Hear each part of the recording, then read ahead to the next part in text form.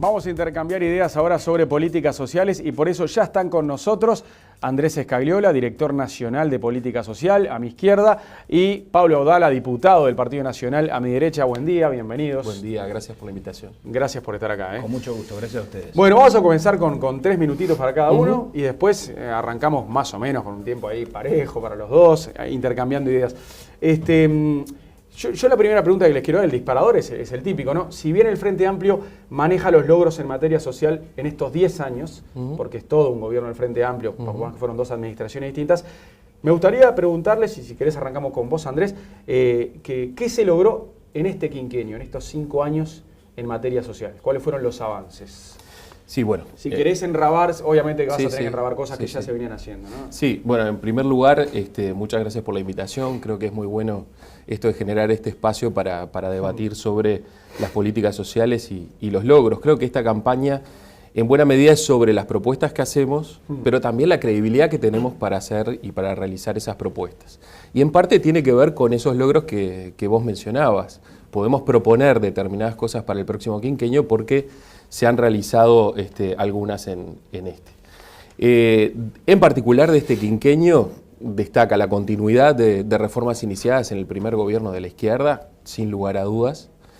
Para mencionar una de estas transformaciones vividas en los últimos 10 años, es el incremento del gasto público social, que ahora representa el 75% del conjunto del gasto público nacional. Y esa transformación es determinante porque ha supuesto una inversión muy importante en políticas educativas, de salud, de seguridad social, que han provocado transformaciones. ¿Cuáles son esas transformaciones que nos dan credibilidad para seguir proponiendo cambios y transformaciones a futuro? Y bueno, una meta que habíamos comprometido en la campaña de 2009, que era llevar la pobreza al 10%, estamos en 11.5% en términos de personas y en aproximadamente un 8% en términos de hogares. Estamos muy próximos a la meta, veremos los resultados de 2014. Y por otro lado, eliminar la indigencia, estamos en un 0.5, nos estamos aproximando. Obviamente esto no, de alguna manera, no niega que hay muchísimo por avanzar, que hay situaciones de exclusión territorial por combatir, que hay necesidades de bienestar que habrá que seguir impulsando, y por eso la propuesta del Sistema Nacional Integrado de Cuidados para completar la matriz de políticas sociales, pero se ha avanzado mucho. Como decía, de este quinquenio el alcanzar estas metas y el haber promovido algunas iniciativas en el combate a la pobreza sustantivas. Menciono 2 para no ocupar más de los 3 minutos.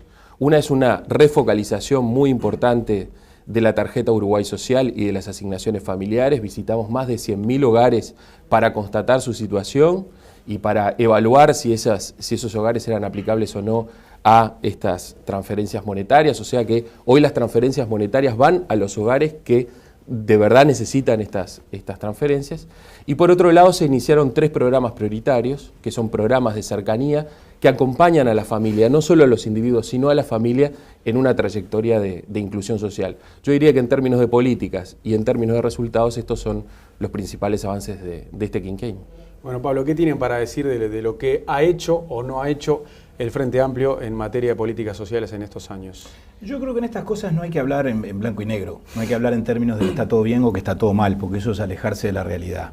Y creo que tampoco hay que hablar en términos de que la vida del país y la oportunidad de los sectores más desposeídos, por ejemplo, pensando específicamente en las políticas sociales, empezó en el año 2005 como si ese hubiera sido el año cero. Yo creo en la continuidad de los países y en la continuidad de la sociedad y muchas veces en la continuidad de las políticas, sin perjuicio que cada gobierno obviamente pone su impronta, y el gobierno del Frente Amplio legítimamente del año 2005 viene desarrollando un modelo y un camino que a nuestro juicio tiene luces y tiene sombras. Nosotros acompañamos con nuestro voto la creación del Ministerio de Desarrollo Social, la ley que creó el PANES, entendiendo que el país tenía sin duda una emergencia social en el año 2005 que debía ser atendida, los instrumentos legales sucesivos que dieron lugar a lo que después se llamó Plan de Equidad en sustitución del Plan Nacional de Emergencia, y reconocemos algunos resultados, por ejemplo la baja de la pobreza. Ahora, la baja de la pobreza, sin embargo, es un resultado francamente insuficiente, y yo diría a la luz del esfuerzo presupuestal que se ha hecho.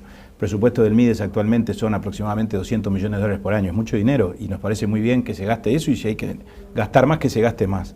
Pero a la luz del crecimiento económico que ha tenido el país, que en estos 10 años creció más de un 64% en forma acumulada, los resultados desde el punto de vista social, a nuestro juicio, están lejos de resultar satisfactorios, porque no podemos conformarnos, yo creo que eso sería algo así como enjuagar nuestras conciencias, con que la pobreza estadísticamente haya bajado al 11% o al 11,5%. ¿Por qué razón?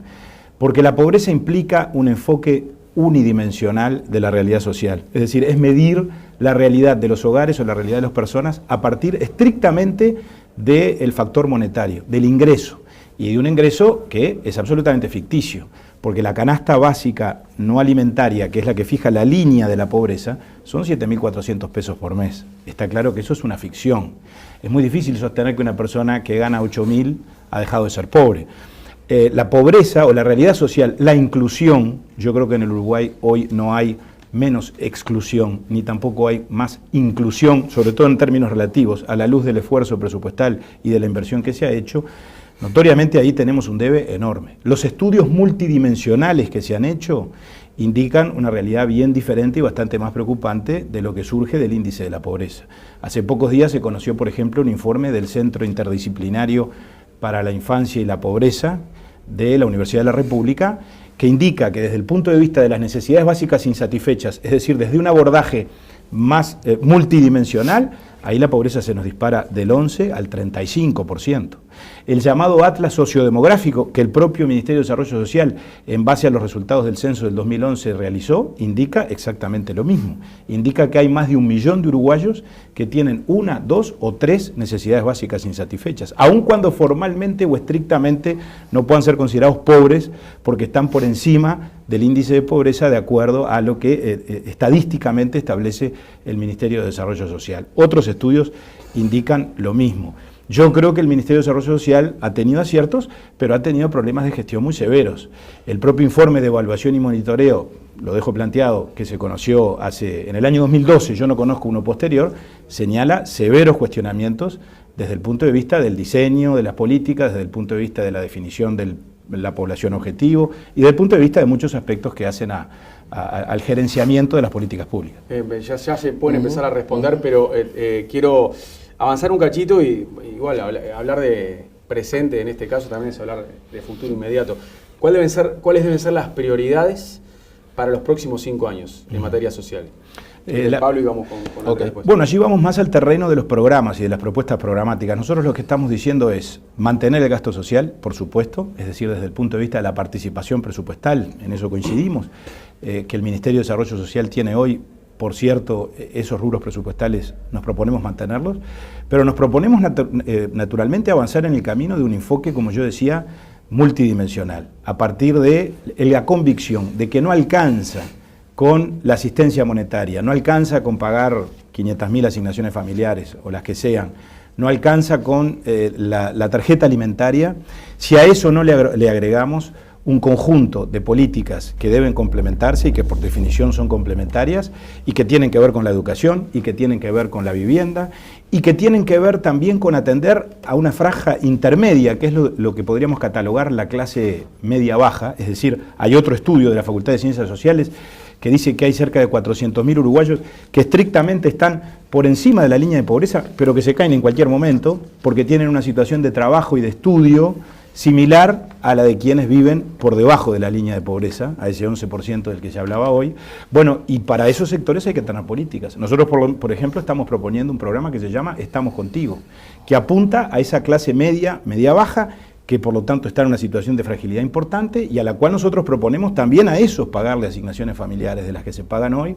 Estamos proponiendo a que los que de esos pagan impuesto a la renta a las personas físicas, que aunque parezca mentira, hay gente que está al borde de la pobreza y que paga IRPF, porque el mínimo imponible del IRPF son 7 bases de prestaciones, 19.000 pesos, en un país donde la canasta básica, todos sabemos, está por encima de los 40.000. Bueno, tenemos que aliviarle el impuesto a ese segmento, que son, ya digo, entre 400 y 500.000 uruguayos, es una cifra apreciable. Después está el plan de asentamiento cero, que lo podríamos explicar, sí, y otras medidas más que están en nuestro programa de gobierno. Ahora te voy a preguntar de eso y vamos a hablar justamente del plan de asentamiento cero, pero bueno, sí, Andrés. De alguna manera Pablo hizo como muchas referencias muy extensas. Es verdad que el Uruguay no comenzó con el Frente Amplio en 2005. Ahora, en lo que hace al combate a la pobreza, yo te diría que el año cero es el 2002-2003, donde el Uruguay tocó fondo.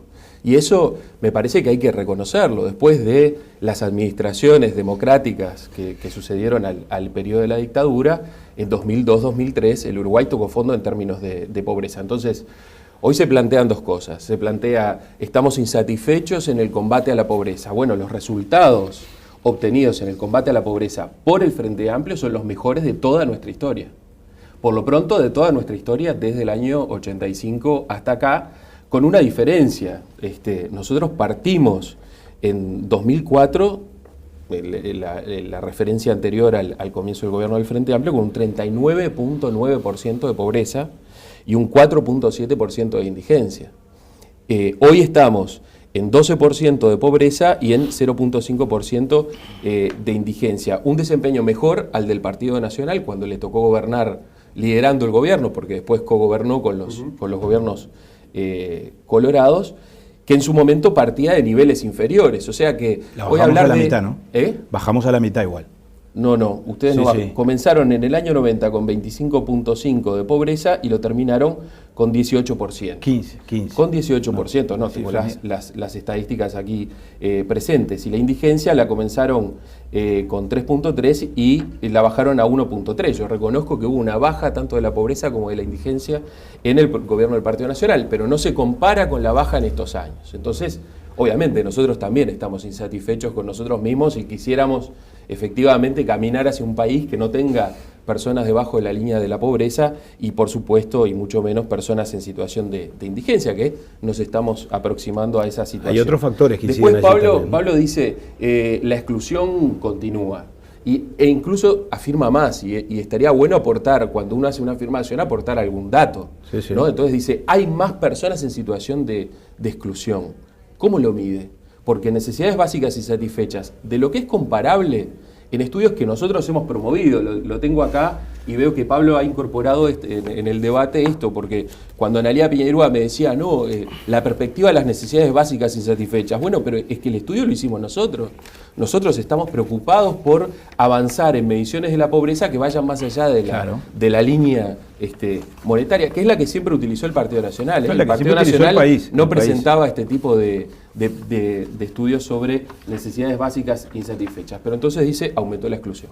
¿Cómo lo mide? ¿En asentamientos? ¿Cómo se mide, Pablo? Bueno, es decir, se mide, por ejemplo, en los conceptos de quienes elaboraron este informe para la Universidad de la República, que nos dicen el enfoque monetario de la pobreza puede proporcionar una imagen incorrecta, conformista, sobre su evolución y que afecta particularmente a la infancia. Podemos tener la misma pobreza, no importa el método que usemos para medirla, pero si tenemos más segmentación estamos peor. Y yo creo que tenemos más segmentación. Estas son las conclusiones, por ejemplo, del sociólogo Oscar Roa y del sociólogo, no tengo el nombre del otro técnico que intervino en este informe, Gustavo de Armas, que intervinieron en este informe de la Universidad de la República y que indica claramente lo que yo expresaba. Lo que pasa es que en el Uruguay no hay un enfoque multidimensional, que debería haberlo. Y está claro que entonces muchas veces nos engañamos cuando a partir de las transferencias monetarias llegamos a la conclusión de que estamos mejor. No podemos ser autocomplacientes, y no podemos ser autocomplacientes a partir, repito, del enorme esfuerzo que la sociedad ha hecho desde el punto de vista presupuestal y desde el punto de vista de la oportunidad histórica que hemos tenido por el crecimiento espectacular que el país ha tenido en 10 años, que, repito, ha superado largamente el 64%. En el gobierno del Partido Nacional, quiero aclarar eso, la pobreza bajó a la mitad. Nosotros recibimos el país con cerca de...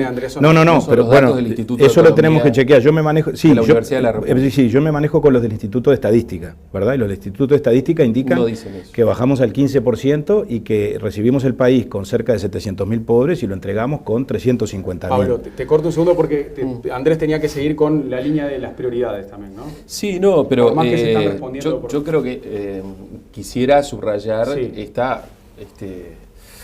digamos, esto es discutible o se aproxima a lo falso, afirmar que la segmentación social o la exclusión social aumentaron en el gobierno del Frente Amplio. Lo dice la Universidad de la República, no lo digo yo. Lo que dice la Universidad de la República, y yo comparto absolutamente porque es así, vivimos en una sociedad segmentada, donde incluso en Montevideo podemos describir, ¿no? Digamos, una clase media y media alta que vive en la costa, una clase media y media baja que vive en el centro de la ciudad y después un arco periférico, digamos, en situaciones de pobreza y de pobreza extrema. Ahora, ¿cuándo se consolidó esa ciudad? Esa distribución espacial. Eso es una excusa, pero esa es la justificación. También es parte ya pasaron 10 años de gobierno del Frente Amplio, ¿no? Digamos, se produce. Nosotros entregamos otro país cuando gobernamos. En los años 90 nos entregaron un país con una ciudad de Montevideo con menos pobreza, absolutamente segmentada, que es este problema que ahora menciona Pablo y que yo comparto que es un problema. Ahora, revertir esa segmentación, traer de nuevo a la gente a vivir a la ciudad, a construir ciudadanía, es un proceso muy lento. Bueno, 10 años parece que no alcanzaron. Vamos en camino, los datos no es lo que dice la universidad. Del PIA y del Programa de Mejoramiento de Barrios nos muestran que de 2006 a 2011, tomando los datos del Censo 2011, Instituto Nacional de Estadística, ha bajado en un 8% la cantidad de personas que viven en asentamientos. Reconozco que es muy poco, pero también reconozco que es muy difícil revertir una situación donde la pobreza se ha consolidado en determinados sectores de la sociedad urbana. Bueno, esa es una forma diplomática de decir que fracasaron en la gestión. No, porque cuando los resultados son los que son a la luz de lo que se invirtió y cuando el propio Ministerio de Desarrollo Social en el informe de su Dirección de Evaluación y Monitoreo dice hay falencias, utiliza esa palabra, hay problemas de diseño, hay problemas en cuanto a la determinación de la población objetivo, hay problemas de monitoreo, hay problemas en cuanto a la determinación de las altas y las bajas de las propias prestaciones que presta el Ministerio de Desarrollo Social. Y cuando además advertimos que en lo más eficaces, entre comillas, han sido en precisamente las asignaciones familiares o la canasta alimentaria, pero han fracasado en los programas vinculados al trabajo como factor socioeducativo, en las cooperativas sociales, en el monotributo social, en todos los instrumentos que nos pidieron con la excusa de que esas componían las rutas de salida, porque atacar la pobreza o la indigencia en términos de dar dinero, nosotros estamos de acuerdo, pero convengamos que con eso atacamos los efectos de la pobreza, no las causas, no erradicamos la pobreza, le damos una aspirina al enfermo, ahora no le curamos la enfermedad. Si a esa familia, si a esa persona, si a ese ciudadano no le damos oportunidad de ser autosustentable y por lo tanto de encontrar un camino y una salida más allá de la asistencia del Estado, esto lo podremos prolongar eternamente, pero viviremos en el marco de la segmentación y de la exclusión. Hay dos falacias muy grandes, ¿no? Una que mencionaba Pablo anteriormente y otra que menciona ahora. Con esta metáfora de la aspirina y el enfermo, que a mí no me gusta nada, similar, enfermedad, pobreza, bueno, son las metáforas que utilizamos. La primer falacia es, digamos, nos pintan un panorama donde parece que la pobreza nos hubiera movido en este país. Y estamos hablando del mejor desempeño en América Latina en combate a la pobreza. Viene CEPAL a decirnos como país, ¿qué es la pobreza? A decirnos como país de combate a la pobreza. La pobreza la CEPAL pero la CEPAL no nos recomienda medirla así. La pobreza. La CEPAL nos recomienda medirla multidimensionalmente. Terminar. Sí, la CEPAL tiene un instrumento propio construido también en base a líneas de pobreza. Diferente al de Uruguay, de hecho mucho más benévolo con el Uruguay, si querés. Pero no es lo que nos recomienda. De hecho, yo recuerdo que cuando íbamos a la Comisión de Población y de Desarrollo, permanentemente se buscaban cifras para decir que en realidad no había bajado la pobreza, pero ahora es unánime. Es el Instituto Nacional de Estadística, es la CEPAL, es el Banco Mundial, es el Fondo Monetario. Recurran al organismo internacional que quieran. Uruguay tiene el mejor desempeño, que por supuesto para nosotros, para quienes no queremos un país con pobreza, siempre es insuficiente, pero tiene el mejor desempeño. Entonces, 700.000 personas salieron. ¿Cuál es el mejor desempeño? 700.000 personas salieron de la pobreza en el Uruguay. No es una situación porque gana más de 7.000 pesos. La otra falacia para redondear el concepto es pensar que la pobreza la hemos combatido con las transferencias monetarias. Ha sido con las transferencias monetarias, pero fundamentalmente con la política laboral, con las transformaciones en las políticas sociales de salud, de seguridad social, de educación. Ese ha sido el combate a la pobreza. Entonces, eso es una falacia. No sigamos pintando que solo se combate con transferencias monetarias que representan el 2% del gasto público nacional. Y por otro lado, no digamos como que como que la pobreza permaneció inalterada de 2004 a esta parte. Perdón, vamos a avanzar. Seguimos teniendo segmentación y la segmentación se hace más grave en las zonas que supuestamente iban a ser privilegiadas a la hora de las políticas sociales.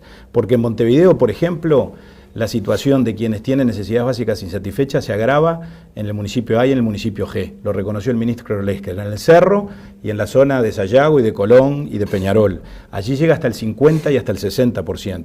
Y en departamentos como Artigas y Rivera, donde claramente superamos la media del 35%, que esa es la medición más aproximada que tenemos de la exclusión social. Es lo que dice la Universidad de la República y es la CEPAL la que recomienda que midamos las cosas en estos términos. Y yo francamente, y termino con este concepto, lo que sí creo que es una falacia es sostener que con esto está todo bien y que podemos por lo tanto golpearnos el pecho, cuando además los ingresos monetarios, esos 7.000 pesos que se supone son los que marcan que una persona sea pobre o no lo sea, están además artificialmente alimentados por la cuota mutual del Sistema Nacional Integrado de Salud del FONASA, que claramente es también una ficción, porque eso es dinero que no le entra a la persona o al hogar. Eso simplemente se le computa a los efectos de la canasta no alimentaria porque supuestamente tiene la cobertura médica. Déjame un comentario sobre esto porque además me lo esperaba, ¿no? Bueno, por algo ha sido muy insistente en esta búsqueda de intentar construir estadísticas para demostrar que en el Uruguay no ha bajado la pobreza. Bueno, permanentemente estamos en esta lucha. Ahora se discuten las estadísticas, algo que no hacíamos en el país. Enciso el otro día discutía cómo se medía el desempleo. Este es el camino que quiere recorrer el Partido Nacional. Yo no digo que sean falsas. Yo no dije que no fueran auténticas. Lo cierto es que medido por necesidades básicas insatisfechas el país progresó. Estamos en el buen camino. Medido por línea de ingreso, medido por línea de ingreso, también el Uruguay ha progresado. Y entonces yo recurrí a un trabajo del Instituto de Economía, computando y midiendo la pobreza con y sin FONASA, porque es el gran argumento para decir lo siguiente, es decir, hoy la pobreza no está más baja que en el último año del Partido Nacional. Bueno, les tengo una noticia, que es que hoy la pobreza es más baja que en el mejor año de desempeño del gobierno del Partido Nacional, quitando el FONASA. Pero, una advertencia, se empezó a computar en la línea en los ingresos para medir la línea de pobreza en el año 90. ¿Quién gobernaba en el año 90 en el Uruguay? ¿Alguna vez plantearon que se debía quitar de los ingresos era para de un las trabajador? Familias? Pero FONASA es para el núcleo familiar. Para una persona, no es lo mismo. ¿alguna vez estás comparando cosas? Pero Andrés, ¿alguna vez planteaste sacar del cómputo de los ingresos? Lo acepto, no, pero estás comparando cosas distintas. ¿Por qué ahora no computaríamos FONASA? Porque el impacto del FONASA es mucho mayor. Bueno, me parece, para movernos un poco de esto, creo que la gente, además por sentido común, lo ve todos los días. Ya no vemos tantos gurises en la calle, ya no vemos la situación. No estoy tan seguro de eso, ¿no? Absolutamente. Hay que salir a 10 cuadras de acá para encontrarse. La infantilización de la pobreza se ha agravado muchísimo en estos años. Está en un 22%. ¿Cómo se puede Está en un 22% en este momento. ¿Sabes cuánto era en 2004? El 30. ¿Cuánto? La bajamos del 63. El 60 era en el 86. No te equivoques. La pobreza infantil en el 2004, perdón. En el 94, cuando nosotros dejamos el gobierno, estaba en 30. Y la recibimos en el 63 por la herencia de la dictadura. Hoy está más baja. Digamos todo. El Partido Nacional bajó a la mitad la infantilización de la pobreza. Vamos a avanzar un poquito. Vos podés cerrar con el tema, porque Pablo ya habló hace un rato ya de las prioridades para los próximos 5 años. Bueno, eso no mencionaste mucho, pero estaría bueno ver cuáles son las prioridades. Si bien ya dijiste que avanzar en algunas políticas, pero ¿qué más? Bueno, nosotros en estos 10 años obviamente hemos de alguna manera hemos ido avanzando por etapas. Una primera fue el plan de emergencia, combate a la pobreza extrema. Una segunda fue el plan de equidad, combate a la pobreza, que ha obtenido los resultados que venimos reseñando. Tomen las estadísticas que Pablo, Analía Piñeirúa o el Partido Nacional quieran tomar. Y ahora pretendemos avanzar a una etapa superior, que es avanzar hacia una política social para todas y para todos, una política social que no solamente se restringe a las personas en situación de pobreza, sino va más allá. Esa propuesta se llama Sistema Nacional de Cuidados, es una propuesta que hemos venido trabajando en este tiempo, en este quinquenio, y que ahora es el buque insignia del Frente Amplio. ¿Y qué pretende esta propuesta? Que es, insisto, para aquellos aquellos de menores ingresos, pero también de ingresos medios y medios altos. Es una propuesta universal de atención a los niños en la primera infancia, 0, 1, 2 y 3 años, a las personas adultas mayores que dependen de otras para cuestiones básicas de la vida diaria y, por supuesto, también personas con discapacidad que están en esta situación. Con un impacto muy claro, si bien es una política universal, va a tener un impacto muy claro en situaciones de pobreza y en esas situaciones de segmentación y de exclusión que se han ido construyendo a lo largo de los primeros años después de la salida de la dictadura, que es la imposibilidad de muchas madres de poder incluirse en el mercado laboral como estrategia de salida de las situaciones de pobreza. Esa es nuestra prioridad para el próximo quinquenio. Bueno, Sistema Nacional de Cuidados. El Frente Amplio lo incluyó en el programa, pero a la calle Pou le han preguntado, él dijo que está de acuerdo, que lo tiene en mente. Por supuesto. También se cuestionó desde el oficialismo que la calle Pou salió a copiar una idea del Frente Amplio. Y yo creo que ¿Cómo adoptan este tema ustedes? Y en esto yo lamento decir que nosotros objetivamente somos más creíbles que el Frente Amplio, porque el Frente Amplio prometió el Sistema Nacional de Cuidados en la campaña del año 2009. No es verdad. Y cuando se elaboró el presupuesto, yo tengo todos los antecedentes, el observador en aquel momento recogió todo ese proceso y las versiones correspondientes. Cuando se elaboró el presupuesto del año 2009, el entonces ministro Lorenzo concurrió al Parlamento y nos anunció que las primeras medidas vinculadas al Sistema Nacional de Cuidados vendrían incorporadas en el presupuesto nacional, y nunca vinieron, no se avanzó nada. Fue nada más que jarabe de pico, lo digo con enorme respeto, pero con enorme contundencia también. Entonces, avancemos en el sistema de cuidados, pero avancemos en serio. Y busquemos los recursos y utilicémoslos adecuadamente, porque nosotros hemos votado todas las asignaciones familiares y las asignaciones presupuestales y los incrementos presupuestales que se nos pidieron. ¿En un gobierno del Partido Nacional tendría el mismo nombre el sistema? Bueno, probablemente sí, porque el nombre no le hace a la cosa. Ahora, cuidado, plata que destinemos para esto, que llegue a sus legítimos destinatarios. Este gobierno algo ha hecho, por ejemplo, en materia de sistema de cuidados, como por ejemplo contraer préstamos con el Banco Interamericano de Desarrollo que después no aplicaron en beneficio de los supuestos beneficiarios. Yo tengo la información, y estoy mandando un pedido de informes en estos días al Ministerio de Desarrollo Social, de un programa del BID que implicó un préstamo de $45 millones para apoyo a la llamada ENIA, que es la Estrategia para la Infancia y la Adolescencia, que se gastaron de esos $45 millones, $19 millones en 79 contratos de SOCAT, que es un servicio de consulta y orientación. Ahora, no llegó un peso, por la información que yo tengo, a lo que debería llegar, que era a financiar la posibilidad de que los niños y los adolescentes pudieran acceder a la red de servicios sociales. Porque no he visto un solo informe del Ministerio de Desarrollo Social y jamás en el Parlamento recibimos información sobre la aplicación de ese préstamo del Banco Interamericano de Desarrollo, que tiene una partida de $5 millones del Estado uruguayo. Entonces, cuidado, gastemos en lo que tenemos que gastar, pero no gastemos en burocracia, no gastemos en consultorías que después terminan en la contratación de técnicos y que sin embargo no llega un solo peso a lo que debe ir, que es a la promoción de los uruguayos que lo necesitan. Bueno, esto me da pie para hacer dos comentarios que me parecen sustantivos, ¿no? La primera es, bueno, ¿en qué consiste el Sistema Nacional de Cuidados que nos propone el Partido Nacional? Porque, digamos, no basta con el rótulo, que de hecho no todos están de acuerdo. Analía Piñeirúa, por ejemplo, ha dicho que no es una prioridad, que sí se van a dar algunos servicios de cuidado, pero que para ellos no es una prioridad. El candidato presidencial le dijo al portal 180 que sí era una prioridad.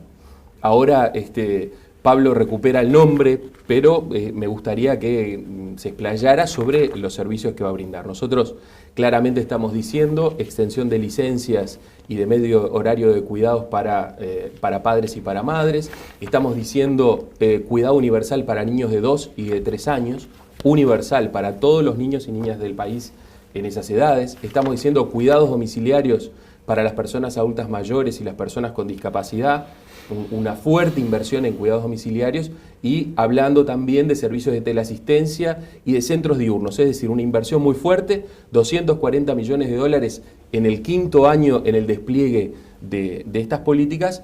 Nos dicen que algo van a avanzar, pero no nos dicen en qué y por supuesto no lo tienen costeado. No, está escrito y está costeado. Tampoco sí, no lo tienen costeado. No, lo tenemos costeado. Y la segunda cosa es esta acusación, bueno, la Estrategia Nacional de Infancia y Adolescencia como préstamo del BID es de las cosas más auditadas, monitoreadas, más exigentes que pueda haber en el marco del Ministerio de Desarrollo Pero que nos hagan llegar la información al Parlamento. La estrategia, él plantea los SOCAT. Los SOCAT son los servicios de orientación y consulta y articulación territorial a nivel territorial. Pero son clandestinos. En los territorios, en los barrios. En los medios de comunicación. Que es donde la gente necesita proximidad. La prensa ha tenido acceso a eso. El Parlamento ha tenido acceso. Esto me da pie a plantear dos cosas. Vos decís, no más burocracia. ¿Sabes cuántos planes y programas nos propone el Partido Nacional en su capítulo de políticas sociales? 26. 26 nuevos planes y programas.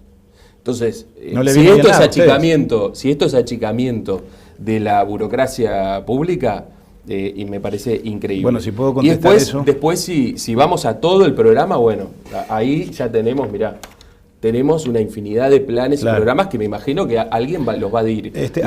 Antes era porque no teníamos programa, ¿no? Hasta que lo presentamos en la convención era porque no habíamos escrito una línea. Ahora, cuando traemos una cosa estructurada, sistematizada, seria, con programas que no necesariamente, capaz que acá hay una diferencia de concepto. Para el frente y para el oficialismo tener programas es crear cargos de confianza, es crear burocracia, es pedir préstamos internacionales, como lo acabo de denunciar, para que después, por lo tanto, podamos contratar a correligionarios, como ha ocurrido en este caso y en otros tantos casos que se podrían mencionar. Lo que nosotros aquí estamos haciendo es presentando programas e ideas que no implican necesariamente un incremento de costos, sino que implican coordinar los esfuerzos públicos con los esfuerzos privados de forma tal de optimizar los resultados. Y nuestro sistema de cuidado surge, por ejemplo, de la creación de centros de integración y ciudadanía, que implica utilizar las comunidades locales, cosa que el Frente ha despreciado, porque el Frente concibe las políticas sociales con un sentido estatista. Si no se hace del Estado está mal, y prescinde, por lo tanto, de la responsabilidad social empresarial, prescinde de la participación de las organizaciones no gubernamentales o hasta de las expresiones religiosas que tanta obra social realizan, y nosotros en esos centros de integración pretendemos, por lo tanto, generar una optimización de los recursos y de los esfuerzos. Cuando hablamos de sistema de cuidados, estamos hablando de planes de protección a poblaciones especialmente vulnerables, estamos hablando... Cuando hablamos de sistema de cuidados, está en la página 53 del plan Contás con nosotros, que contiene una serie de medidas vinculadas con los sectores más vulnerables, adultos mayores, niños, los centros diurnos de apoyos a la familia, los centros maternales, los centros diurnos para la tercera edad, los programas de cuidados domiciliarios. O sea, esto está escrito. ¿Cuánto van a invertir en eso? Está. Y vamos el candidato a la calle Pou ha dicho con mucha claridad que nosotros, estas medidas, más la eliminación del IAS, que es otro tema respecto del cual nos proponemos avanzar, más determinadas exoneraciones para fomentar la competitividad y la productividad del país vinculadas con el combustible, todo eso conforma un paquete más el plan de asentamiento cero de 500 millones de dólares que vamos a financiar, generando economías en el presupuesto, porque tenemos diferencias de diseño presupuestal, y además, por supuesto, administrando el déficit con un sentido, digamos, de razonabilidad, porque no vamos a llevar el déficit a cero, en el año de la ley de presupuesto. Lo vamos a llevar a un 1,5%, el gobierno actual lo deja en un 3,3%, 1.500 millones de dólares, nosotros lo vamos a llevar a la mitad a lo largo del quinquenio. Es una combinación de instrumentos y es una combinación de quiero posibles. meter en el plan, sí, solo con las tres medidas que mencionó ya superó largamente los 500 millones de dólares, ¿no? El IAS está recaudando aproximadamente 220 millones de dólares. Lo plantean eliminar. El asentamiento cero, ellos mismos lo cuantificaron en 200. Me quiero meter en el plan de asentamiento 420, cero. Pero pará, porque me parece que... Pero es que vamos a eliminar todo el gasto improductivo. Sistema de cuidados, tal como nosotros lo proponemos, son 240 millones de dólares más. Parece que el Partido Nacional va diciendo que sí a todo. Lo que pasa es que vamos a hacer un presupuesto eficiente, vamos a hacer un presupuesto eficiente. Lo cierto es que no tienen, sin gasto político. Cuantificado. No, hay una enumeración de programas, 26 en total, pero después no hablan digamos, del detalle fino. ¿Qué va a obtener la gente?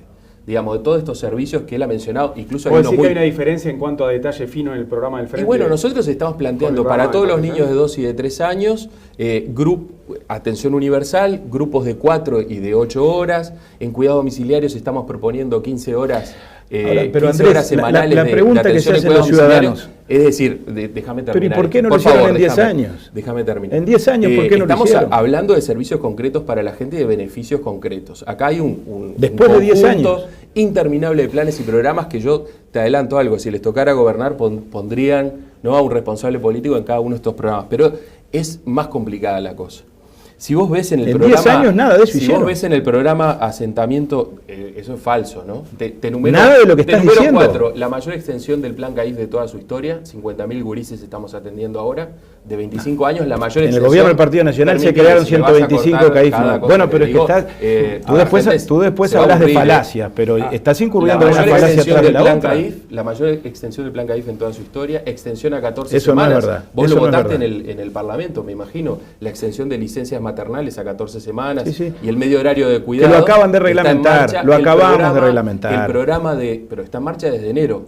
Ya se apuntaron 4.000 madres, 100 padres para cuidar en ese Es medio progreso de horario. papel El eso, programa de es progreso de asistentes papel. personales para En personas algunas con cosas no se van a discapacidad. poner de acuerdo. Quiero hacer No, una pero yo pregunta. lo que quiero rebatir es no se hizo nada, se afirma de una Se hizo manera, muy poco, se hizo muy poco. No, muy no, poco. 50.000 gurises, son muchos. Y las cooperativas 4.000 sociales madres, y el monotributo son social. muchas. ¿Por qué 3.000 puestos de Estábamos hablando pero de cuidados. ¿por qué 3.000 Cuando puestos no se de tiene una trabajo? definición clara de cuidados, No, sale no, de cualquier bueno, manera. estamos hablando de políticas Nos metemos en el sociales. asentamiento cero, que Sí, sí, cómo con el no. tema de las políticas sociales. A ver, Y voy directamente a una preocupación de ese punto. yo quiero iniciar este tema con una pregunta. Hoy, ¿hay más personas viviendo en asentamientos que hace una década? No, Sí. claramente no. Sí. Claramente no. A ver, Y para quiero vos que- no, para vos sí. A ver. Hoy hay No, 200.000 personas viviendo en asentamientos. Han crecido los asentamientos. No, Crecieron esa- fundamentalmente durante la intendencia del doctor Tabaré Esa Vázquez. es una. Eso todo lo tenemos ¿Quién gobernaba claro. a nivel nacional? ¿Quién generó Bueno, las está condiciones bien, socioeconómicas está bien. para que se No, crearan perdón. los asentamientos en este país? Perdón, ustedes no hicieron nada por rebatirlo. Ustedes no hicieron nada por mejorar la distribución del ingreso. Es increíble que se Miremos- le dé la responsabilidad a un gobierno municipal y se abdique de la responsabilidad del gobierno nacional en la creación Pero perdón, de porque, esos y asentamientos. porque no hubo viviendas municipales a pesar de Falsedad. que las propusieron Mirá, y las comprometieron. Revisión de indicadores básicos de desarrollo social 2006-2013. Las cifras oficiales. Los asentamientos, la reducción de 11% en cantidad de asentamientos, 1.1 en viviendas construidas y 8% en términos de cantidad de personas que viven en asentamientos. A ver. Citame vos la fuente con la cual decís que los No, asentamientos yo te crecieron. voy a citar otra fuente Sí, que no, es la siguiente. citala. Tomemos esa por buena. Hagamos este No, no, ejercicio. pero vos pero habrás traído para simplificar la discusión. una alternativa, Pongámosle porque- que bajaron un 11% los asentamientos. Sí. ¿Es suficiente ese resultado Claro que no. para lo que el Pero no se presidente puede afirmar Mujica cualquier anunció cosa, Pablo. cuando era candidato a presidente de que con el plan Juntos le iba a dar vivienda digna a 100.000 uruguayos que vivían en asentamientos en 90 días? 100.000 Porque, como decía muy bien Andrés cuando empezó este debate, las elecciones son para, por supuesto, anunciar qué es lo que vamos a hacer si ganamos, pero para que el gobierno, aunque le pese, rinda cuentas de lo que hizo, de lo que dejó de hacer. Ahora, pero el plan asentamiento cero no es carísimo. ¿Cómo van a hacer para Bueno, terminar perdón, con los asentamientos y en cuánto perdón. tiempo se acaban los asentamientos? No, el plan asentamiento cero no está previsto para terminar con los asentamientos de un año para el otro, No, ni no, siquiera de en un los año para el 5 otro, años. ¿Pero en cuánto tiempo? Es un plan progresivo que implica, naturalmente, un conjunto de medidas que son todas ellas complementarias y que implican la utilización de las viviendas vacías y desaprovechadas que tenemos en el Uruguay, que son cerca de 50.000, y respecto de lo cual el gobierno actual, a pesar de que se presentaron proyectos de ley que nunca prosperaron, jamás utilizó. El plan de asentamiento cero implica una inversión, es así, de 180 millones de dólares por año, lo tenemos absolutamente mensurado a los efectos de llevar servicios a los barrios, a los efectos, por lo tanto, de que haya saneamiento, a los efectos de que haya vivienda genuina y en serio. Tiene que ver con la institucionalización del plan Juntos, que nosotros decimos no lo vamos a eliminar, pero lo vamos a hacer funcionar. El presidente Mujica creyó que el plan Juntos funcionaba con la caridad pública y con parte del sueldo que él donaba, y está claro que fue un rotundo fracaso, porque hicieron unas pocas intervenciones y le dieron solución en la vivienda a muy pocas personas, porque las cosas no se hacen por arte de magia. Entonces, de lo que se trata en tal caso es de darle una prioridad verdadera a el tema que tiene que ver con los compatriotas que viven en asentamientos irregulares. Pero no... ¿De quién va a depender asentamiento cero? ¿De qué institucionalidad?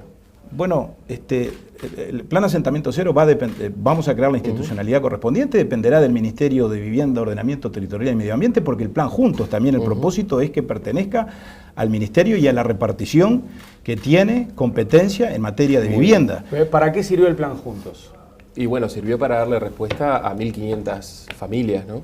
Me parece que, Hablaron de que no 100.000, es poco. ¿no? Hablaron de 100.000 en la campaña. Permitime un apunte. Ni el diputado Pablo Abdala, ni la diputada Analía Piñeirúa, cuando les pregunté, sabían de dónde iba a depender el plan asentamiento cero. Y a mí me parece grave porque en estas instancias de Pero no te debate... acabo de contestar. permitime. ¿Vos decís que eso tiene No, que estar en el permitime. programa especificado? Sí, claro, y Pero está. no te acabo de El contestar. problema es que está. Entonces, se vienen a los debates y no se leyeron los programas. No, Capaz que leyeron los no. programas de los otros partidos, Pero por no el favor. propio. Analía me dijo en El Espectador que estaría en el MIDES. Y ahora Pablo me dice que estaría en el Ministerio de Vivienda. ¿Sabes lo que dice el programa? Que Dijo que quizá puede estar Sí, ahí o en otra crearemos la institución. institucionalidad, es un gran polemista. Lo vamos a Pablo, coordinar desde la Presidencia de la República. Lo vamos a coordinar desde la Presidencia de la República. Eso es lo que dice el programa de gobierno del Partido que lo Nacional. sabía, entonces, viste que lo parece sabía. que de su propio programa de gobierno no se han enterado ellos mismos. Pero no te lo acabo de decir, Andrés. Bueno, pasa que él dice que no está, pero él dice que no está absolutamente decidido de dónde se va a No, pero es absolutamente claro. El plan Asentamiento Cero, que será coordinado desde Presidencia de la República. Lo acabo de decir. No, dijiste el Ministerio de Vivienda. Estábamos hablando del plan juntos cuando tú me interrumpiste, bueno, que el plan juntos lo vamos a incorporar. Esto queda grabado cuando cuelguen el videito en la página, lo vamos a ver. Estoy nada más que recordando lo que dije, que el plan juntos, que depende hoy de Presidencia y ha sido un fracaso, lo vamos a llevar al Ministerio de Vivienda, eso fue lo que dije. Nosotros vamos a llevar el plan juntos al Ministerio de Vivienda, está puesto en nuestro programa, porque creemos, hemos hecho una revisión y hasta hacemos autocrítica de que esto de colgar planes desde la Presidencia es un error. Es un error. Es lo que tienen que colgar de cada una de las sectorialidades. Si vos decís, bueno, hagan autocrítica, bueno, yo hago una autocrítica desde el punto de vista del diseño de las políticas sociales. No es bueno proponer 26 planes más, no es bueno colgarlos de la Presidencia de la República y mucho menos bueno es, y muy malo es, no saber siquiera qué dice su programa, de dónde van a colgar la prioridad de su política social, ¿no? Pero déjame, porque yo desde hoy vengo intentando mencionar esto que para mí realmente merece una explicación. Se habla, en el Plan Asentamiento Cero, se habla del programa de liderazgo comunitario. De esos 26 programas, mencionan uno y dice: el objetivo será identificar y promover líderes locales que funcionen como articuladores de las políticas públicas y las iniciativas privadas en los asentamientos. Los líderes recibirán entrenamiento y apoyo y estarán sometidos a evaluación de desempeño que estará parcialmente en manos de la propia comunidad y parcialmente en manos del Estado. ¿Qué son estos líderes comunitarios? ¿Son los punteros del peronismo? Pero perdón. ¿De qué estamos hablando cuando hablamos de líderes comunitarios que articularán las políticas? Pablo. Perdón, me preocupa. El punto, ¿sabés cuál es? Que aquí no es cuestión de tomar de un plan que es un plan muy completo y que abarca, un capítulo muy significativo de nuestro programa, tomar un aspecto absolutamente tangencial. Del plan Asentamiento Cero, de lo que hay que hablar es de la creación de un sistema de respuesta rápida como el que vamos a crear, para cuando eventualmente ocurran ocupaciones de terrenos con la finalidad de crear nuevos asentamientos, porque ahí el Estado tiene que actuar con rapidez y tiene, por lo tanto, que activar los inmuebles abandonados que hoy tiene el Estado, que son miles, y que el Frente Amplio nada ha hecho con relación a eso. Del Plan Asentamiento Cero hay que hablar de los programas de intervención pública, que son los que yo dije recién, vinculados con la creación o con la incorporación de los servicios en los asentamientos, que hoy no los hay, y que el PIAI ha fracasado rotundamente en eso, porque también ha sido una burocracia financiada con recursos externos, pero que no ha llegado a sus legítimos destinatarios. Del Plan Asentamiento Cero hay que hablar de la posibilidad de avanzar en el otorgamiento de títulos de propiedad a quienes hoy ocupan los asentamientos para avanzar en el camino verdadero de una regularización de los mismos. Hay que hablar de un programa de alquiler solidario que implica la posibilidad de que quienes hoy viven en asentamientos con la garantía del Estado puedan acceder a un alquiler que eventualmente inclusive lo puedan pagar, no pagando estrictamente un precio por el alquiler o por el usufructo del inmueble, sino pagándolo con el trabajo en la mejora y en la refacción de esas viviendas. Hay que hablar del plan de vivienda urbana de bajo costo. Bien. Es decir, hay que hablar de una serie de cosas que están más allá de los líderes comunitarios, que es un aspecto absolutamente tangencial. Y que lo de los líderes comunitarios se vincula con lo que yo ya dije antes, con los centros de integración y ciudadanía, que es una figura que estamos impulsando, a los efectos de jerarquizar la comunidad local y a los efectos de que en la comunidad local, por lo tanto, se coordinen los esfuerzos de los propios ciudadanos con los esfuerzos del Estado, con los aportes del Estado y con los aportes de las organizaciones sociales y de las organizaciones religiosas, de las que tanto muchas veces el Frente Amplio, por las razones ideológicas... Disculpa, Mariano, seguro querés pasar a otro tema, pero yo quiero volver a poner una señal de advertencia, y espero que Pablo me deje completar la frase. Yo creo que esa propuesta de los líderes comunitarios es muy complicada. ¿Cómo va a ser ese proceso de identificación? ¿Qué quiere decir que se los va a impulsar? ¿Qué quiere decir que van a articular las políticas públicas y las iniciativas privadas? A mí me parece que cuando redactaron ese programa, esa propuesta, se metieron en camisa de once varas Es un proceso muy complejo. ¿Quiénes se van a arrimar en un eventual gobierno de la calle Pou a articular las políticas sociales en los asentamientos como líderes comunitarios? A mí me parece que estamos atravesando una frontera que es muy complicada, que habíamos revertido, porque hoy se mencionó más temprano, pero lo traigo ahora. Ahora tenemos un sistema público y abierto de ingresos al Estado, ¿no? Se llama Uruguay Concursa. Los partidos tradicionales nos tenían acostumbrados a dos cosas: una ley ficticia que decía que nadie podía ingresar al Estado y después el acomodo en cada una de las reparticiones públicas. Esto lo sabemos todos. Ahora entra por la esta puede ser una forma. Tú sos el mejor ejemplo, esta puede Andrés. ser una forma el lateral Ministerio de Desarrollo Social por la ventana. Veamos qué pasa con el personal del Ministerio de Desarrollo Social, que no ha entrado nadie por Uruguay Concursa, y que pregúntenle a Cófenes si no. Han entrado todos por la vía de los contratos precarios, por la vía de las pasantías, por la vía de las becas, y es una irregularidad mayúscula lo que pasa allí, y no lo he denunciado yo, lo ha denunciado COFE, en el lugar del cual el señor Escagliola es jerarca. Y lo de los líderes comunitarios, yo veo que el Frente se ha dedicado en los últimos tiempos a agitar fantasmas en cualquier oportunidad posible para cuestionar al Partido Nacional. La gente merece saber hoy, en el principal programa cómo van a gestionar el principal programa. Primero no sabían dónde lo iban a colgar. ¿Qué diferencia tiene el líder comunitario con la comisión de vecinos que hoy hay en un barrio o en un asentamiento? Tampoco se van a poner de acuerdo en lo del líder comunitario. El líder comunitario ya existe, ya existen hoy. ¿Cómo se mejora? Hay comisiones vecinales en todos los asentamientos y en todos los barrios y funcionan naturalmente y alguien eventualmente lidera. Una cosa diferente son las asociaciones lo que pasa es que ellos, con las que hemos trabajado. Ellos parten del supuesto de que todo hay que politizarlo. Otra cosa es hablar de líderes comunitarios que no saben. Esto es como el síndrome del ladrón. Como ven la palabra líder comunitario, ya creen que es como lo harían ellos. No, politizándolo y después cotificándolo. Uno de la vertiente, vertiente, otro del MPP, otro de la 90. No es la mentalidad con la cual el Partido vamos a redondear este tema, vamos a cerrarlo y quiero avanzar en el futuro del MIDES. Como todos sabemos, el Ministerio de Desarrollo Social fue creado por Tabaré Vázquez en 2005, o en realidad en su cabeza lo creó antes, pero empezó a funcionar en 2005 cuando asumió la presidencia. Y yo quiero saber primero qué va a hacer el Partido Nacional con ese ministerio. ¿Se mantiene igual? ¿Se mejora? ¿Cómo se mejora? Lo vamos a mejorar en la gestión. Vamos a intentar superar las carencias que el propio Ministerio de Desarrollo Social ha reconocido en materia de organización, en materia de control de las prestaciones que el propio Ministerio brinda, en materia de monitoreo y control, en materia de gestión en general, donde, repito, hay falencias que surgen de los propios informes de evaluación.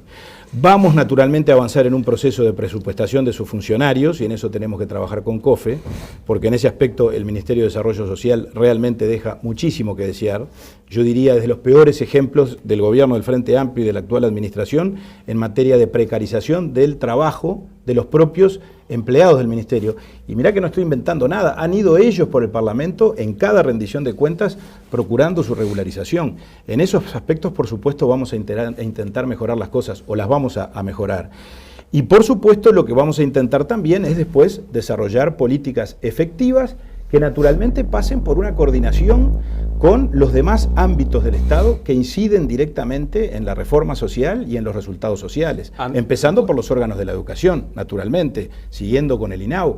Yo veo que el Frente en eso, la gestión del Frente Amplio se divide en compartimentos estancos y no hay, por lo tanto, una optimización de los esfuerzos y no hay un abordaje multidimensional, lo venimos reclamando desde el inicio de este debate, y eso es lo que ha generado, por lo tanto, que los resultados, que en algunos aspectos, por cierto, denuncian mejoras, específicamente en la estadística vinculada con la pobreza, pero que sin embargo claramente son absolutamente insuficientes desde el punto de vista de la paz social, porque hoy en el Uruguay no hay más justicia social que antes, hoy en el Uruguay no hay más inclusión social que antes, y me remito a los informes que, repito, han hecho observadores ajenos al sistema político. En eso discrepan rotundamente y si volvemos sobre ese tema... ¿Qué vamos a hacer con el MIDES? ¿No? ¿Qué van a hacer con el MIDES? ¿Cómo se puede mejorar? Remitiéndome a una entrevista al candidato presidencial del Partido Nacional, te diría que acá hay mucha sanata, realmente, porque se plantea mejorar la eficiencia, pero después se plantean 26 programas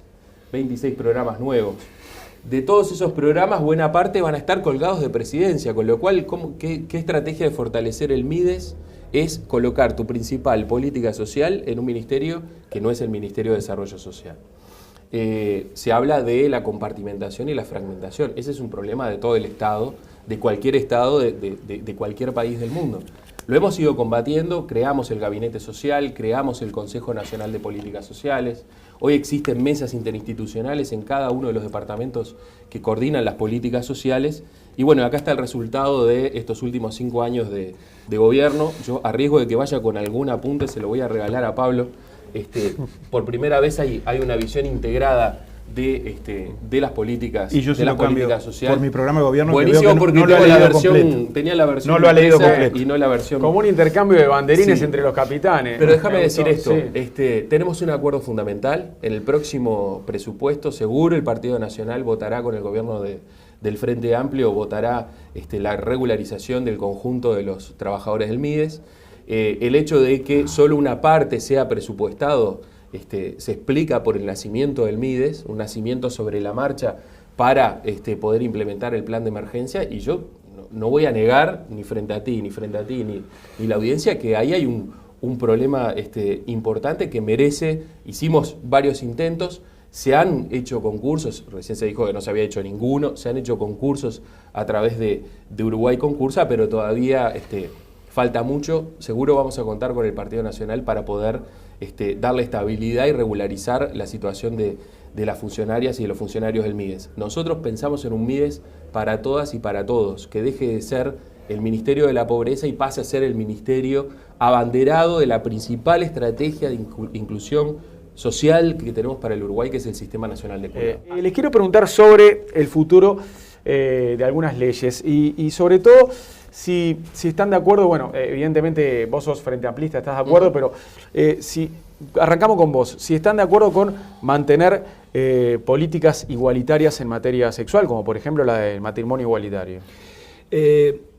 La agenda vinculada con los temas familiares, con las definiciones que hacen a las formas de la convivencia y a la familia en general, son temas muy delicados que la sociedad tiene que laudar con prudencia y que además creo no deben merecer definiciones de tipo político partidario, o sea, no deben ser materia de disciplina partidaria. Lo de diversidad sexual es un tema de conciencia. Naturalmente. Y el Partido Nacional resolvió eso de esa manera.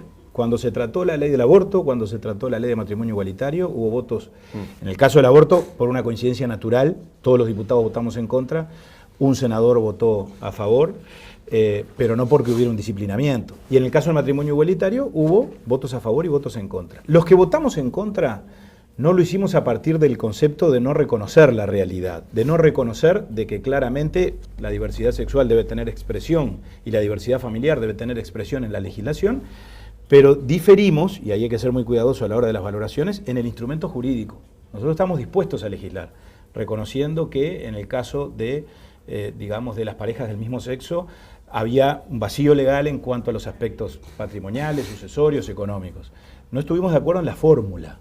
Ahora, repito, en legislar sí. Más allá de estos conceptos o de estas salvedades, la sociedad procesó esta discusión de determinada manera. La ley se aprobó legítimamente, nadie la impugnó, pasó un año, que es el plazo que prevé la Constitución, para someterla eventualmente a un referéndum. Ninguna organización social, religiosa, partido político lo hizo. Para nosotros es un tema laudado, son temas de la sociedad. Y no vale en esto, yo tengo mi opinión, pretender imponer la opinión de uno después que la decisión, por lo tanto, se procesó en términos adecuados. Nosotros no estamos proponiendo ni la derogación, ni la modificación, ni cosa que se le parezca, porque, reitero, hay un tiempo para todo y nos guste o no el resultado. Bueno, pacíficamente esto se resolvió y pacíficamente hoy además estas leyes se están aplicando. Bueno, habría que ver, estas leyes se están aplicando, habría que ver a cuáles nos estamos refiriendo. A ver, dos referentes fueron, dos muy importantes fueron una de diversidad sexual como matrimonio igualitario y la ley que despenaliza el aborto antes de la 12ª semana de gestación. Hablemos de esas dos leyes. Yo creo que, bueno, nos tenemos que alegrar todos de que Uruguay haya sido el 12º país en aprobar el matrimonio igualitario, que es no solo el reconocimiento de un derecho civil, sino el reconocimiento de un conjunto de derechos sociales asociados a la figura del matrimonio de personas del mismo sexo, a la que Pablo se ha opuesto, y ahora venía hablando como si este tema no estuviera laudado. Al final reconoció que es un tema que ya está, que la ley de matrimonio igualitario vino para quedarse, y tenemos la seguridad de que así va a ser, porque además, recordemos, en la Cámara de Diputados se aprobó por 71 votos en 92. con una gran, bueno, toda la izquierda, un apoyo importante del Partido Colorado y muy importante también del Partido Nacional, y con el voto contrario del candidato presidencial del Partido Nacional, recordémoslo, ¿no?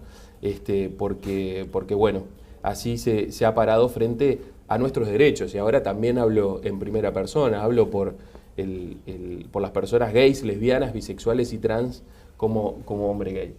Ahora, no es tan claro en relación a la ley de interrupción voluntaria del embarazo, ¿no? En una entrevista muy reciente, el candidato presidencial nos dice, y bueno, se lo comento a Pablo porque Pablo fue uno de quienes lideró ese proceso, sí, buscando la revocación sí, de la ley de interrupción voluntaria del embarazo. Dice el candidato presidencial del Partido Nacional: si se llega a presentar una iniciativa en el Parlamento, mi recomendación, aunque es un tema muy personal de cada uno, es votar para derogarla, pero no está en mis planes presentar un proyecto de ley. La pregunta, porque Pablo va a integrar el próximo Parlamento. No, yo creo que no, que esto genera incerteza. Es decir, yo no la voy a impulsar, no va a venir del Poder Ejecutivo. Ahora, tendrán número suficiente el Partido Nacional, diversidad de parlamentarios que estarán dispuestos a presentar ese proyecto de ley que el eventual presidente, que no va a ser, pero bueno, en esa eventualidad, en esa hipótesis, dice que no va a presentar. La pregunta, Pablo, es: Pablo, ¿vos presentarías un proyecto para derogar la ley de interrupción voluntaria del embarazo en los términos en los que la conocemos hoy? Cuando termines quisiera contestar eso y todo lo demás. Bueno, pero entonces me voy a referir a eso y otras cosas más. En primer lugar, una vez más parecería que todos los temas tienen que girar en torno a lo que dijo, hizo o dejó de hacer el candidato del Partido Nacional. Ahora, que Tabaré Vázquez haya firmado por el referéndum en contra del aborto o haya ido a votar, parece que es un dato irrelevante, ¿no? Es decir, en esto había un corte transversal en los partidos políticos en todos los grandes temas. Esa es una realidad. Hubo legisladores del Frente Amplio que votaron en contra de la ley de interrupción voluntaria del embarazo, que quede claro. No se puede decir, como dice Andrés, me parece francamente una simplificación peligrosa, y tal vez en el caso de él, obviamente responda a una razón subjetiva, de que él, por lo tanto, forma parte de ese colectivo, como lo ha dicho, sostener el candidato del Partido Nacional no estuvo dispuesto a reconocer nuestros derechos. Porque me parece que eso conduce a una consecuencia bastante autoritaria, y no digo que sea tu propósito, no, claro que no. Pero el resultado es de tipo autoritario. Cuando alguien dice, si que está de acuerdo con legislar, que está de acuerdo con que hay que reconocer derechos, pero no lo hace con el mecanismo y con la fórmula que yo propongo, entonces es porque está negando mis derechos. No es verdad. Hay distintos caminos que pueden conducir al mismo resultado. El entonces diputado de la calle Pou, conmigo y con otros legisladores del Partido Nacional, se oponía a la definición de matrimonio. Una propuesta de unión civil que podrá no satisfacer al colectivo gay o podrá no satisfacer a determinados sectores de la sociedad, pero era la fórmula que nosotros honestamente entendíamos era la más adecuada para darle respuesta a un problema que no negamos. ¿Y a quién se le puede ocurrir que haya que discriminar o que sea legítimo discriminar frente a realidades que rompen los ojos? Y todos somos ciudadanos de este país y habitantes de la República y por lo tanto sujetos de derecho, y naturalmente estamos amparados por la Constitución y por todos los aspectos que hacen al principio de igualdad. Ahora, la forma de lograrla puede ser el camino diversa. distinto, está clarísimo. Puede ser por caminos distintos. Ahora, con relación a la pregunta que me hacía Andrés, yo no voy a presentar ningún proyecto. Ahora, lo de la calle Pou es muy claro. Él, que va a liderar el gobierno, porque además vamos a ver quién gana, ¿no? Andrés ya da por hecho que el presidente va a ser Tabaré Vázquez. Yo prefiero, la confianza yo prefiero no faltarle al respeto a la ciudadanía y someterme al veredicto y saber que es la ciudadanía la que va a resolver. Pero por supuesto, estoy plenamente confiado de que nosotros podremos ganar la elección, pero no quiero andar presumiendo, quiero esperar al 26 de octubre y sobre todo al 30 de noviembre. Ahora, que quien va a liderar el gobierno y quien por lo tanto va a tener una opinión determinante en la colectividad política del gobierno, en este caso el Partido Nacional, si nosotros ganamos la elección, dice o que diga, no voy a mandar ningún proyecto, tiene un valor enorme. O sea, nosotros no vamos a estar promoviendo eso. Ahora, si un legislador de mi partido o de cualquier partido presenta una propuesta, no, está dentro de la iniciativa legislativa que cualquier legislador tiene. Ahora, todos sabemos que para que eso prospere, porque digamos la verdad completa, se necesita una mayoría de votos que no alcanza con la decisión de un partido. Y seguramente ese legislador del Partido Nacional o del Partido Colorado, o del partido que sea, o del Frente, porque hubo legisladores del Frente que votaron en contra de la ley del aborto. Mañana capaz que aparece la sorpresa de que el diputado Andrés Lima, si es reelecto, presenta un proyecto para derogarlo. Ahora, que lo presente no quiere decir que los legisladores del Partido Nacional lo vayan a acompañar, o que los demás legisladores lo vayan a votar. Pero tenemos que ir cerrando. Sí, vamos cerrando, pero volvemos al tema, ¿no? Dice, si se llega a presentar una iniciativa, mi recomendación es votar por derogarla, ¿no? Nosotros pedimos mayoría parlamentaria, entre otras cosas, para evitar precisamente que deroguen esta ley. Por otro lado, en relación al matrimonio igualitario, pero seamos honestos intelectualmente. Pero él dice que no la está promoviendo. No la están promoviendo, pero a ver, la gente tonta no es, ¿no? Es decir, yo no lo presento, pero si algún legislador lo presenta, lo acompaña. A ver, hay 99, alguno lo va a presentar, ¿no? ¿Cómo se ha presentado sucesivamente en cada una de las legislaturas? No ha habido una sola legislatura democrática en la que no se haya presentado. ¿A ti te parece que alguien presente un proyecto para perder en un tema de estos? A esta iniciativa. Cuando no va a haber votos en el Parlamento. No va a haber votos porque el Frente Amplio va a tener seguramente, y por decisión de la gente, mayoría parlamentaria. No es lo que dicen las encuestas. Déjame hacer una observación. Dale. En relación a la diversidad. Y sí, claro, yo me siento parte del colectivo LGTB o de la diversidad sexual. Mirá lo que dice el programa del Partido Nacional. Plan discriminación cero. ¿No? Plan discriminación cero. No proponen una sola medida nueva a lo que ya estamos haciendo. Que a nosotros nos parece que faltan muchas cosas por hacer y que no vamos a terminar con la discriminación y no nos atreveríamos a decir discriminación cero. Hay que seguir caminando en esa línea como gran objetivo. Y ponen más allá de la diversidad. ¿Qué quiere decir más allá de la diversidad?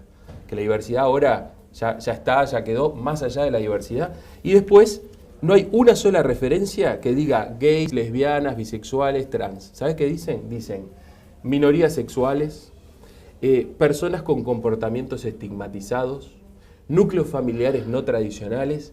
El Partido Nacional no nos puede nombrar. Andrés, lo brutal? Andrés, ¿cómo van a lograr la discriminación cero si no pueden siquiera nombrar a las personas que tú integres el colectivo gay, A ver.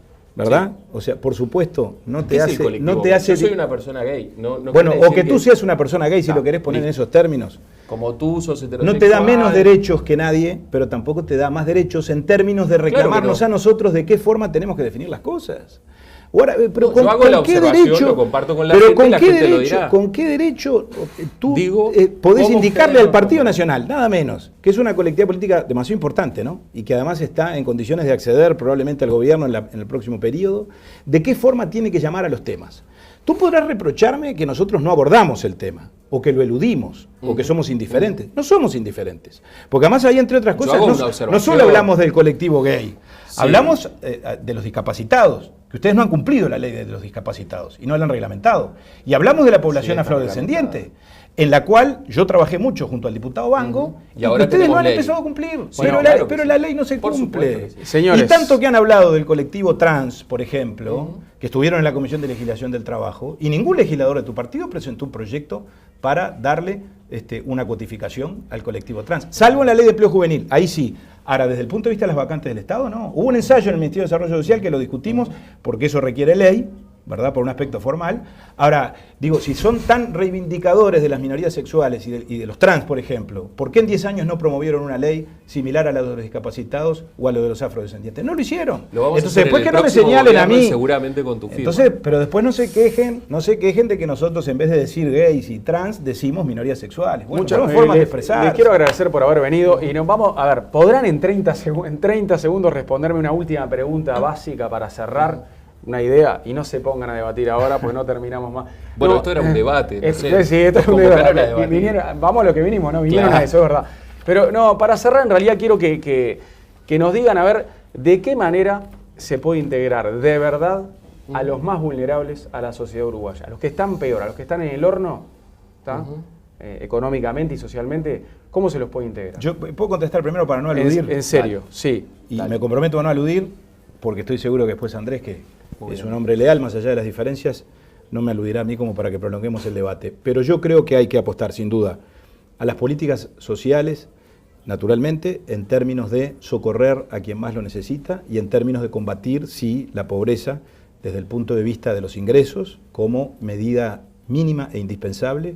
Pero a todo eso hay que agregarle un conjunto de políticas públicas que deben combinarse, donde sin ninguna duda la política educativa asume, a nuestro juicio, un rol cabal y clave.